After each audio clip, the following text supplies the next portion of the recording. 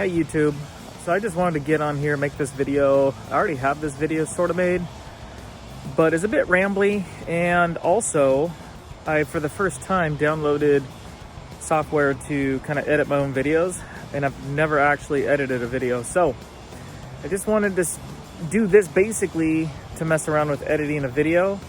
So this is going to be, if you've already seen the other video, probably have not much interest, but this is fixing my 91 V6. Well, it's a 91 with a 92 motor, and it was a crank no start. So we'll get started.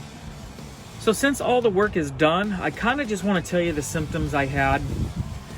This just quit running one day, and that's where it all kind of started. And prior to that, it was actually running rough. So kind of perhaps at this point, two issues. So I did the normal things. I tested relays, fuses, both here and under the driver's side kick panel. Everything checked out. I did the diagnostics here, and I got a code 14, which is ignition. So that's really all I had to work on. So the symptoms that I had, it would crank all day long. I had really good spark. And if I came over here and shot in some starter fluid, it would run till the starter fluid ran out. So I popped this off, and I, with a noid light, pulled one injector off, and bam, no noid light, no pulse on the noid. So that's where this started, was a no noid light.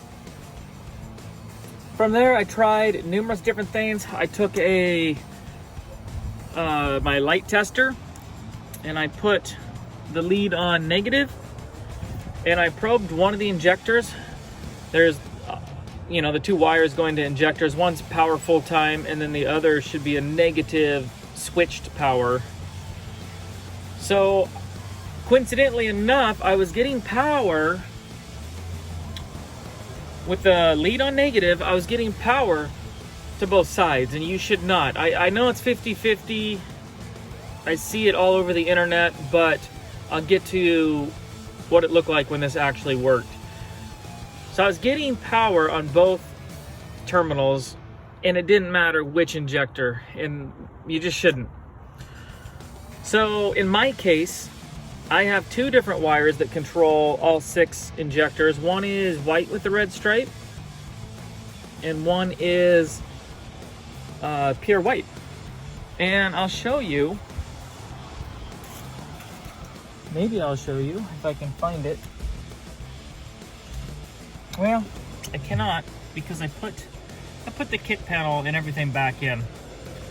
A little bit off the subject, but I just wanted to show you my noid light that I got.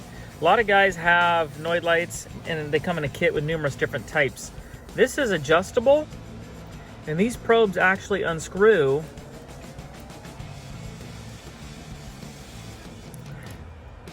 to give you a narrower probe. So pretty handy, because you don't need a bunch of noid lights. And it's got a long cord and a little sticky to stick on your windshield. So moving on. Another thing I tested was the power on those control wires at the back of the engine. And I was getting 12 volts at the computer, and you shouldn't be. You shouldn't have anything coming through there until the computer gives it that ground. Then it shoots a signal of power. It's a ground switch. So, watching a YouTube channel, they hinted towards, if that were the case, then it's probably a bad ECU. At that point, I really didn't know where to go. I did get another ECU. That was not the problem, guys. Didn't fix anything. But I did, after that, after I eliminated the ECU, I did a test. I pulled all injectors, all 6 injector. I didn't pull the actual injector, just unhooked them. Then with my test light, hooked it up to negative, to the ground side, and got power, went over to the control side, and no power. And I you know, at that point, that's exactly what you want to see. But I noticed if I went anywhere and plugged in any injector, I also plugged them all 6 in, and then undid one at a time while I tested one of the injectors. It didn't matter, as long as one of them was plugged in, the system wasn't working. I'd get both positives. And if I hooked a noid light up, I would get no pulse. But when I unhooked them all and put the noid light on, didn't matter which one, I finally got a noid pulse. Now, I did a bunch of other tests. I did test the resistance on all 6 injectors. That worked out. I took the cap off the mass airflow sensor. Don't know why, didn't really test anything, just to have a look, I guess. And just FYI, guys, heads up, if anyone is got the bright idea of taking these screws out and taking this off, you can't do that. They're soldered, little tiny wires soldered, and you will just destroy it. I did not do that. I had the heads up. So I did look in there. I also took off the ignition module, tested it. It tested okay. So there were a bunch of tests I did, but the problem, and I'll just get down to the problem, is on this passenger side, and I think that might be it, the cam, basically your cam cap in the back, there's a ground wire on the, not this side, but the other side, there's a ground wire for your injectors that bolt there. My ground wire was bad. Long story short, as soon as I hooked that up, or cleaned it, hooked it up, and tightened it, it was also loose, this thing started right up. That's the moral of the story that I was just trying to get to, is if you kind of have those symptoms, or just something's not making sense, think ground sometimes.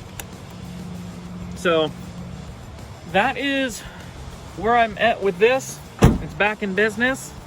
I did want to point one other thing out, is this used to be an automatic, and I know I've had some guys ask, that's why I'm putting this on here, but this plug here used to go back to the automatic transmission.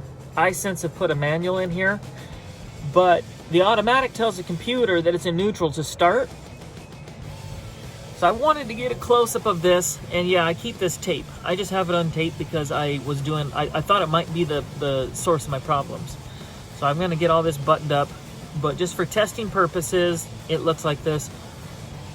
But if you do the swap, you've got to pin those 2 clips or you will not get your vehicle started.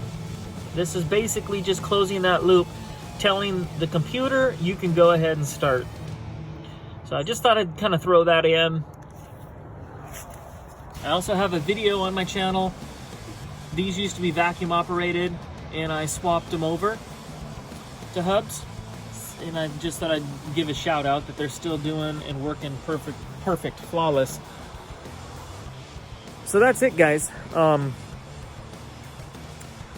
Think ground sometimes. I am not by any means up to par. I'm not even a mechanic. I'm not a diagnostic I mean, I don't even enjoy hooking up speakers. I'm pretty terrible at it, to be honest. I do watch a lot of channels. Watch West Work is one that I really enjoy. Easy Writer, something or other, a bunch of numbers. He's a great channel to watch. Scanner Danner. And I watch a lot of South Main Auto. Those would be the channels to watch. I do not do how-tos. I just do my own work.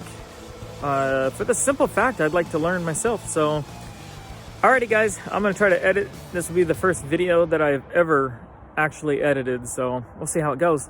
Thanks for watching.